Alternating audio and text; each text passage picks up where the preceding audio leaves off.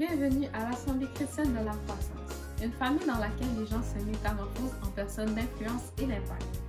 Le message d'aujourd'hui porte sur une parabole qu'on trouve dans l'Évangile selon Matthieu, la parabole de noces. Ce message fait partie d'une série d'enseignements sur les paraboles du royaume, des enseignements qui sont très utiles à tout chrétien, car le royaume de Dieu a constitué le cœur du message de Jésus qui nous recommande de chercher premièrement le royaume et sa justice. Mais dans tous les 4 évangiles, le Seigneur a enseigné sur le royaume seulement sous forme de paraboles. Par conséquent, si nous voulons apprendre à mieux connaître le Dieu de Jésus-Christ et son règne, il nous faut comprendre les paraboles évangéliques. Je vous invite à suivre cette série sur les paraboles du royaume apportées par le Dr. Coffey. Je reviendrai après le message pour vous transmettre quelques informations très importantes. Bonne écoute! Chers frères et sœurs dans le Seigneur, tout est prêt, venez au festin des noces. Bien entendu, Jacqueline et moi avions déjà célébré nos noces il y a de cela 21 ans, en 1999. En tout cas, c'était l'un des meilleurs moments de notre vie. Il y avait beaucoup de monde, on était bien entourés, beaucoup de membres de nos familles, beaucoup de frères et sœurs en Christ, beaucoup d'amis, beaucoup de collègues de travail. Beaucoup de gens se sont même invités à notre mariage sans carte d'invitation de notre part. Il y avait beaucoup de monde. Mais aussi, plusieurs personnes n'avaient pas répondu à notre invitation. Elles avaient comme 1001 raisons et nous étions obligés de les comprendre. Pour nous, ce n'était pas si grave, mais il est périlleux de ne pas honorer de votre présence les noces de l'agneau que Dieu prépare. Jésus attire notre attention sur les dangers d'un tel boycott en racontant en Matthieu 22, versets 1 à 14, la parabole des noces. Il s'agit de l'histoire d'un roi qui donne un festin de noces pour son fils. Lisons les versets 1 et 2 de Matthieu 22. Jésus, prenant la parole, leur parla de nouveau en parabole et il dit, « Le royaume des cieux est semblable à un roi qui fit des noces pour son fils. » Dans cette histoire, il est question d'un roi qui prépare pour son fils un grand festin de noces auquel il invite plusieurs personnes. Il est intéressant de savoir que dans les pratiques sociales du Moyen-Orient ancien, on ne mange pas en solitaire seulement pour satisfaire sa faim ou sa soif, mais d'abord pour être avec quelqu'un, pour se réjouir en communauté. En fait, dans la culture de cette époque, le repas est une occasion de communion qui établit entre les participants à ce repas un lien qui les engage les uns à l'égard des autres. Donc, en disant qu'il est du royaume de Dieu comme d'un roi qui donne un festin, le Seigneur fait référence à un festin associé à l'avènement du règne de Dieu, à la communion avec Dieu. Dieu qui invite les hommes à manger à sa table. Dieu qui invite les hommes à venir manger ensemble en sa présence. Et la mention des noces du fils du roi dans la parabole évoque le repas messianique de la fin des temps. En effet, l'histoire de l'humanité va culminer dans un grand repas où Dieu sera présent avec son peuple, l'Église, que la Bible appelle encore l'épouse, Jésus-Christ étant lui-même l'époux messianique. Ce sera le grand jour du salut que Dieu apporte aux hommes. Pour ce festin, le Seigneur prépare des viandes grasses et de bons vins. Ce sera un banquet royal qui couronnera les actes victorieux par lesquels Dieu triomphera définitivement de la mort, du péché et du mal sous toutes ses formes. Il essuiera des visages les larmes du deuil, de la tristesse et de la souffrance. Mais la bonne nouvelle que cette parabole apporte est que l'espérance de participer à ce repas du royaume a cessé d'être lointaine depuis l'avènement de Jésus-Christ.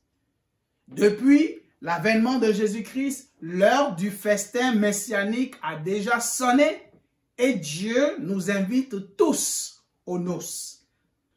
À plusieurs reprises, le roi de notre histoire envoie ses serviteurs transmettre aux invités un message qui est une bonne nouvelle. Les versets 3 et 4. Il envoya ses serviteurs appeler ceux qui étaient invités aux noces, mais ils ne voulurent pas venir. Il envoya encore d'autres serviteurs en disant, « Dites aux conviés, voici j'ai préparé mon festin.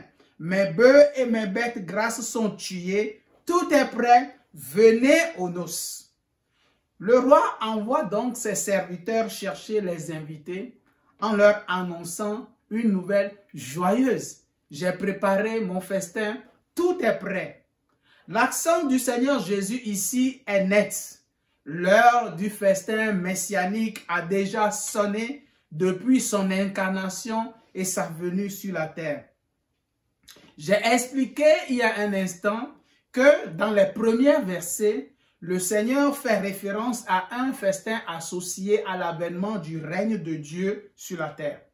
Et maintenant, son accent est que le royaume de Dieu est déjà là. Le règne salvifique de Dieu est déjà là. Ça a déjà commencé, bien-aimé. Jésus l'a inauguré lui-même par son ministère, ses miracles, ses guérisons, sa mort, sa résurrection et le don du Saint-Esprit qui a suivi. On peut dès à présent commencer à jouir des bienfaits du salut, bien-aimé. Le roi, dans notre histoire, se montre très généreux et très patient. Il veut que sa maison soit remplie de convives dignes. Malgré qu'une première invitation ait dû être faite quelques jours ou quelques semaines à l'avance, le roi envoie un rappel aux invités le jour même du festin. Même après un premier refus insultant de leur part, il a fait répéter l'invitation, ceci à plusieurs reprises. Dans le texte original, le texte grec, le verbe dans le verset 3 que Louis II traduit pour donner « mais ils ne voulurent pas venir » est à l'imparfait. Kai ouk etelon eltein, ce qui veut dire littéralement « ils ne voulaient pas venir ». Les premiers invités ne voulaient pas venir. Et l'imparfait ici suggère une action continue ou répétitive. Bien-aimé, Dieu aussi est très généreux et très patient à notre égard. L'apôtre Pierre, par exemple, écrit dans sa deuxième lettre, au chapitre 3, le verset 9, « Le Seigneur ne tarde pas dans l'accomplissement de la promesse, comme quelques-uns le croient, mais il use de patience envers nous, ne voulant pas qu'aucun périsse, mais voulant que tous arrivent à la repentance. » Le roi fait dire aux invités, tout est prêt, venez et continuez de venir. Vous avez déjà accepté mon invitation, maintenant venez m'honorer de votre présence et soyez honorés de ma présence. Bien évidemment, on s'attendrait à une réponse affirmative et empressée, qui joindrait le geste à la parole. Jusqu'ici, tout va bien, n'est-ce pas? Les invitations ont été faites selon les normes. Les invités ont accepté l'invitation selon les règles. Les animaux sont apprêtés. Le festin est prêt. Les invités sont maintenant priés de se rendre dans la maison de l'hôte. Mais surprise, tous les premiers invités boycottent outrageusement le festin du roi. Les versets 5 et 6. Mais sans s'inquiéter de l'invitation, ils s'en allèrent, celui-ci à son champ, celui-là à son trafic, et les autres se saisirent des serviteurs, les outragèrent et les tuèrent. Les premiers invités négligent l'invitation du roi.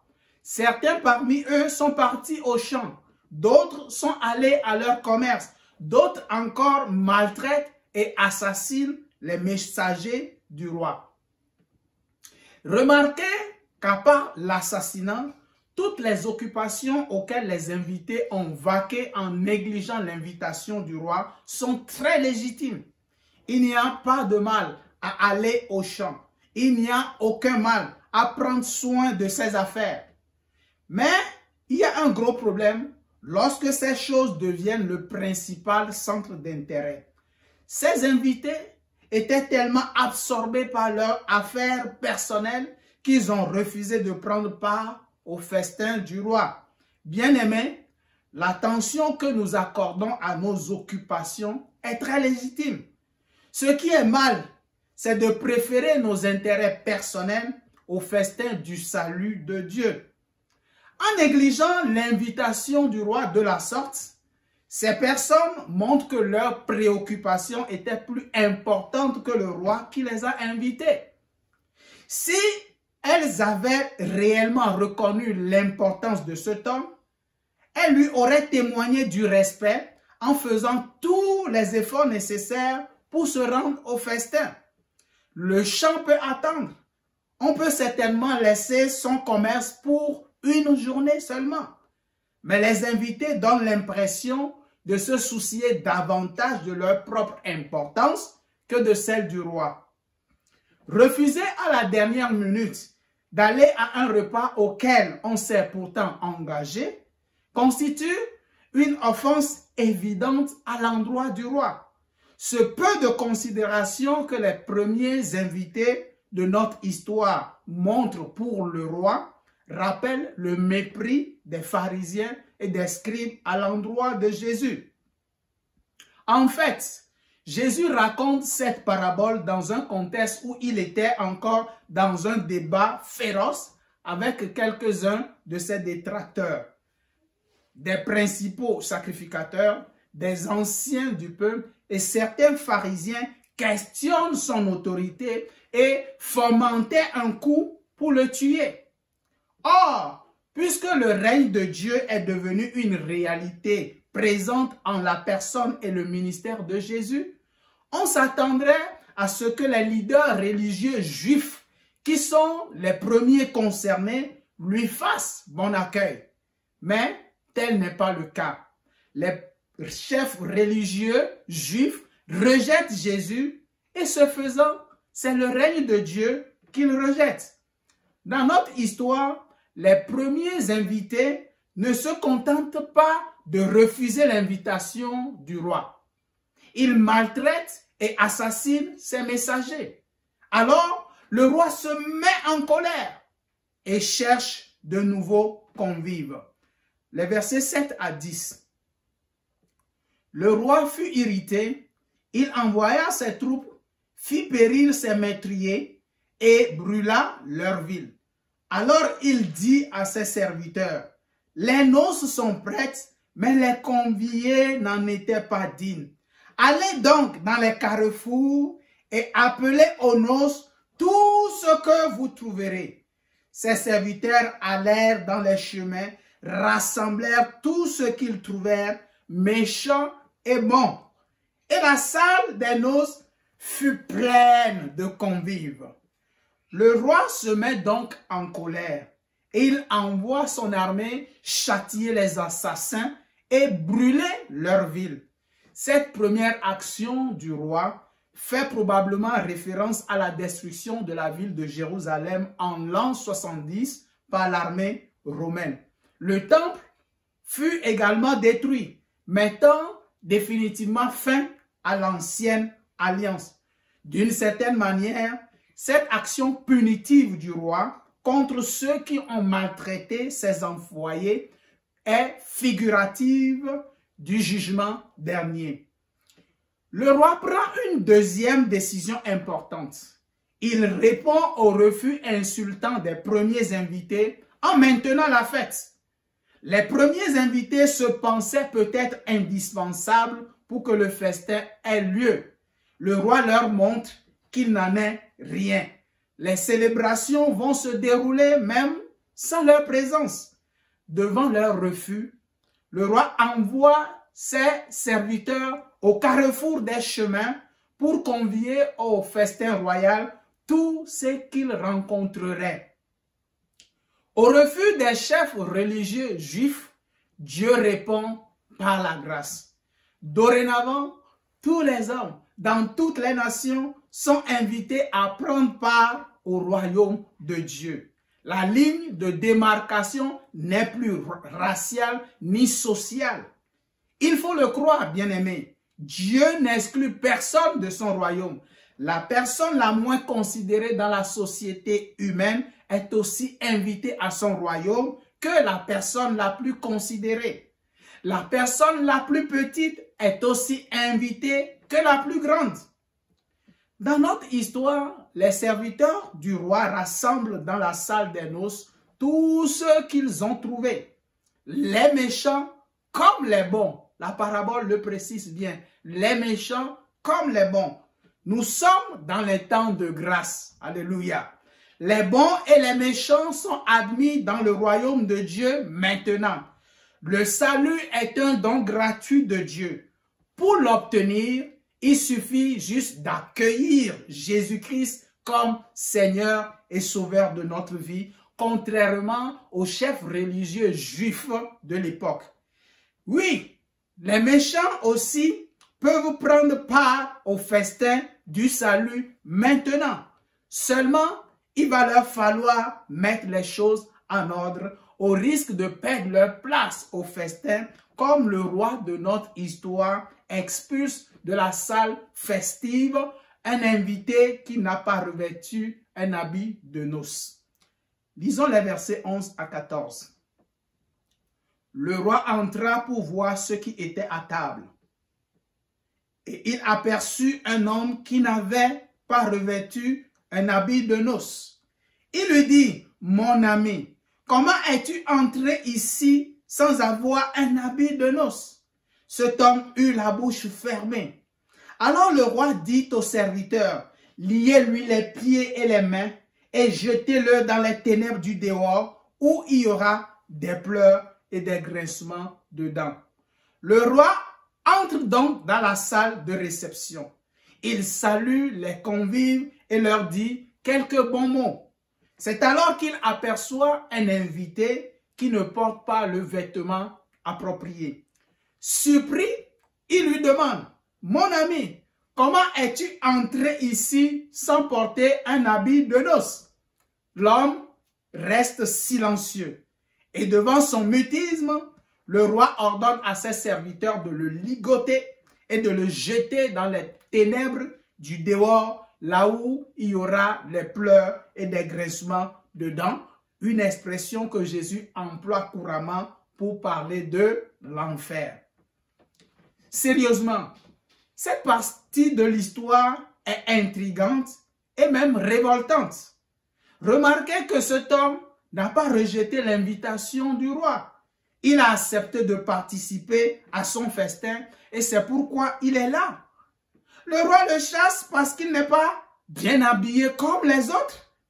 On a envie de dire, qu'est-ce qui prend le roi? Qu'est-ce que le roi veut? A-t-il oublié que les premiers invités avaient méprisé son invitation? Ne devrait-il pas être reconnaissant? Il voulait beaucoup de convives. Et à cause d'un peu de négligence, il chasse du milieu d'une foule de personnes un pauvre homme qui vient l'honorer de sa présence, juste parce qu'il n'est pas revêtu d'un habit de noces. C'est si grave? Est-il trop tard pour qu'il lui fournisse un habit de noces? Vous voyez, c'est révoltant. Mais relisons attentivement ce que le roi demande à l'homme qui n'a pas l'habit de circonstance. Le verset 12. « Mon ami, comment es-tu entré ici sans avoir un habit de noces ?» On pense souvent que la question signifie « Pourquoi ne portes-tu pas un habit de noces ?» Mais ce n'est pas exactement le sens de la question du roi. Notez bien chaque mot. « Comment es-tu entré ici sans avoir un habit de noces ?» ce n'est pas vraiment le pourquoi qui est demandé par le roi, mais le comment. Comment as-tu pu entrer dans la salle de réception sans avoir porté un habit de noces? Cette question sous-entend que l'homme ne pouvait pas entrer dans la salle de réception sans être habillé convenablement pour des noces. En d'autres mots, sans un habit de noces, il est simplement impossible d'entrer dans la salle des noces. Maintenant, comment le roi pouvait-il s'attendre à ce que des invités qui ont été rassemblés spontanément au carrefour des chemins puissent tous porter des habits de noces dignes de paraître à sa cour? Dans cette circonstance, s'il n'était pas possible d'entrer dans la salle de réception sans un habit approprié, il est fort probable qu'un habit de noces était disponible pour toutes les personnes qui se présentaient au festin royal. On en remettait un à l'entrée afin que chaque convive puisse revêtir une tenue de fête. Ainsi, l'homme qui a été découvert dans la salle de réception sans habit de noces en portait un initialement. Puisqu'on l'avait laissé entrer, c'est qu'il portait un habit de noces. Mais pour une raison quelconque, il a décidé d'enlever son habit. Peut-être qu'il avait chaud, peut-être qu'il avait sali son habit et il était gêné. Peu importe la raison, il était le seul à blâmer dans cette histoire. C'est ce que le récit nous montre. Il avait un habit de noces. Il aurait dû le garder sur lui et veiller à ce que cet habit demeure propre.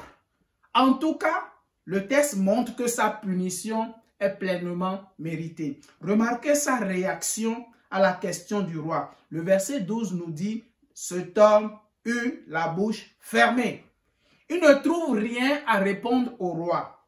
Pourtant, le roi l'a interrogé affectueusement en l'appelant « mon ami ». Il n'a pas dit « je ne possède pas d'habit de noces ». Il n'a pas dit non plus « je n'ai pas eu le temps de retourner à la maison pour me changer et j'avais peur d'arriver en retard au festin ». Mais nous avons ici quelqu'un qui n'a absolument rien à dire. Pourquoi? C'est parce qu'il se savait hautement fautif. On lui avait certainement donné un habit de noces pour qu'il le porte. Il avait accepté, mais ne l'a pas gardé sur lui. Rien ne pouvait excuser son geste. Refuser de porter l'habit de noces est un outrage fait au roi, autant que rejeter son invitation. Un dernier fait troublant dans notre histoire est que le roi va consacrer des élus même parmi les appelés. Il y a des appelés, mais on constate que le roi va consacrer parmi eux certains qui vont être des élus. Le dernier verset, le verset 14. Car il y a beaucoup d'appelés, mais peu d'élus. Il y a beaucoup d'appelés, mais peu d'élus. La conclusion de Jésus est que beaucoup de personnes sont appelées, mais au final, peu de personnes seront élues. À première vue, cette conclusion du Seigneur ne cadre pas bien avec l'histoire. Car, selon le récit, beaucoup ont été appelés et beaucoup ont fêté, n'est-ce pas? La salle de noces était pleine à craquer. C'est ce que nous avions lu. La salle de noces était pleine de monde. Un seul individu a été chassé, celui qui n'avait pas la tenue de fête.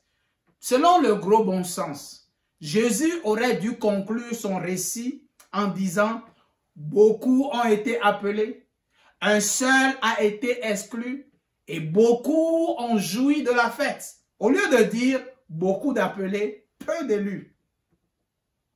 Les paroles du Seigneur Jésus ici expriment une autre pensée plus profonde, bien-aimés. La parabole, remarquons, débute par un appel. Au verset 3, le roi envoya ses serviteurs appeler ceux qui étaient invités aux noces. Une remarque très importante. En plus du verbe appeler, qui est déjà dans cette phrase, le mot qui a été traduit par l'expression « ceux qui étaient invités » est lui aussi un participe substantivé du verbe « appeler ». De sorte que littéralement, le verset 3 donne « appeler les appelés ». Le roi demande littéralement à ses serviteurs d'aller appeler les appelés. Les premiers invités avaient reçu antérieurement une invitation à assister aux noces et ils l'ont déjà accepté. L'expression « les appeler aux noces » avec le déterminant fait référence à tous ceux qui ont été invités et qui ont déjà dit oui à l'invitation.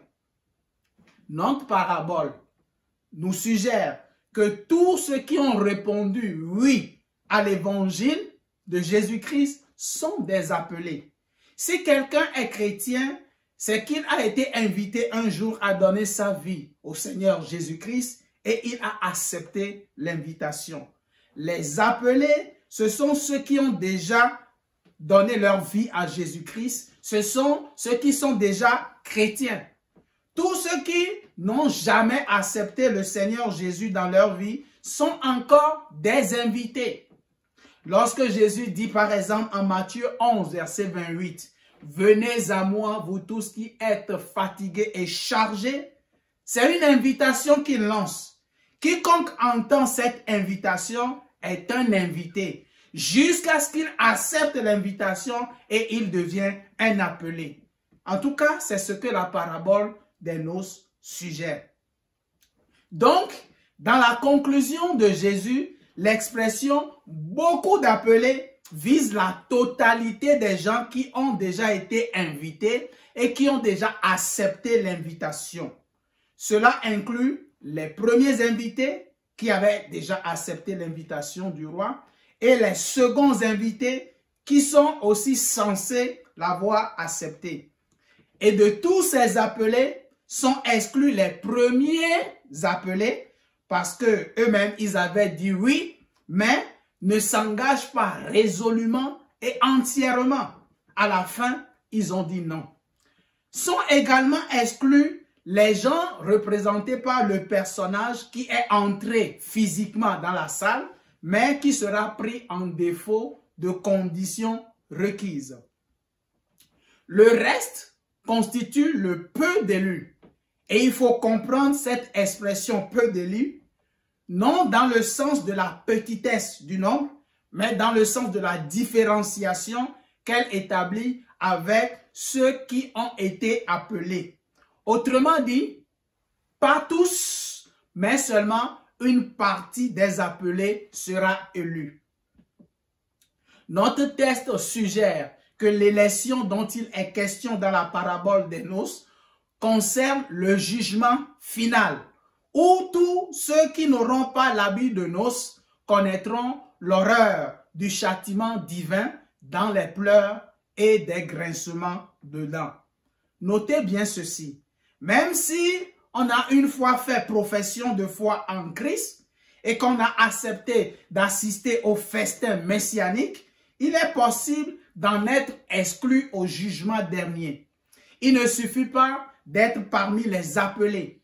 L'admission au royaume de Dieu est gratuite, bien-aimés, mais cela ne signifie pas qu'aucune condition ne soit exigée. La parabole souligne l'obligation de revêtir et de garder sur soi un habit de noces.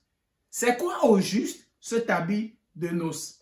Et c'est l'apôtre Paul. Nous allons finir avec l'apôtre Paul. C'est lui qui nous fournit les clés permettant de comprendre ce que représente l'habit de noces et d'en saisir le sens spirituel.